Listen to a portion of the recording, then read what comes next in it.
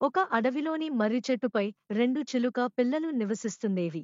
ఒక బోయవాడు వలపన్ని ఆ రెండు పిల్లలను పట్టుకుని గోదావరి తీరంలో ఉండే ఒక సాధువుకి, రెండోదాన్ని ఒక వ్యాపారికి అమ్మివేశాడు. సాధువు కొనుక్కున్న చిలుక పిల్లకు రామయ్య అని, వ్యాపారి కొనుక్కున్న పిల్లకు సీనయ్య అనే పేర్లను పెట్టి, వాటిని పంజరాల్లో పెట్టి పెంచుకోసాగారు. సాధువు వద్ద పెరుగుతున్న చిలుక మంచి మాటలను, గొప్ప సంస్కారాన్ని అలవర్చుకుంది.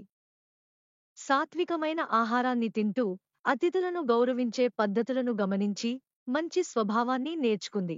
క్రమంగా అది ఇంటికి వచ్చిన వారినందరినీ మంచి మాటలతో గౌరవిస్తూ సంతోషపరిచేది. వ్యాపారి పెంచుకుంటున్న చిలుక.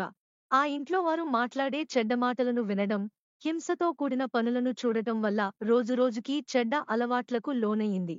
వ్యాపారి ఇంటికి వచ్చే వారందరితోనూ అది పరుషంగా మాట్లాడుతూ ఇతరులు సహించలేని పనులు చేస్తూ ఉండేది. ఇలా కొంతకాలం గడిచాక ఈ రెండు చిలుకలు అదృష్టవశాత్తు పంజరంలోంచి తప్పించుకుని బయటపడ్డాయి. అలా బయటపడ్డ చిలుకల్లో రామయ్య మామిడి చెట్టు మీదకు, సీనయ్య మర్రి చెట్టు మీదకు వెళ్లి గూడు కట్టుకుని అక్కడే జీవించసాగాయి. ఒకరోజు మర్రి చెట్టు ఉన్న దార్లో వెళుతున్న బ్రాహ్మణుడొకడు అలసిపోయి, ఆ చెట్టు కింద విశ్రాంతి తీసుకునేందుకు అక్కడ ఆగాడు. ఇంతలో సీనయ్య పేరుతో ఉండే చిలుక వెంటనే తన పక్కనే ఉంటున్న వారందరితో, ఎవరో మనిషి ఇక్కడికి వచ్చినట్లు ఉన్నాడు. రండి వాడి శరీరాన్ని పొడిచి హింసిద్దాం అని పిలిచింది.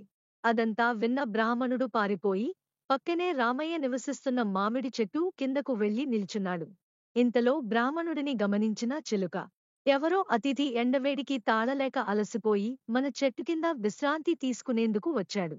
స్వాగతం పలికి, పండ్లను తుంచి ఆయనకు ఆహారంగా పెట్టండి, తరువాత ఆయనకు సేవ చేసి తరించండి అని తోటి పక్షులకు చెప్పింది. ఈ కథలోని నీతి ఏంటంటే, ఒకే తల్లికి పుట్టిన రెండు పిల్లల ప్రవర్తన వారు పెరిగిన పరిసరాలతో సంబంధం ఉంటుంది.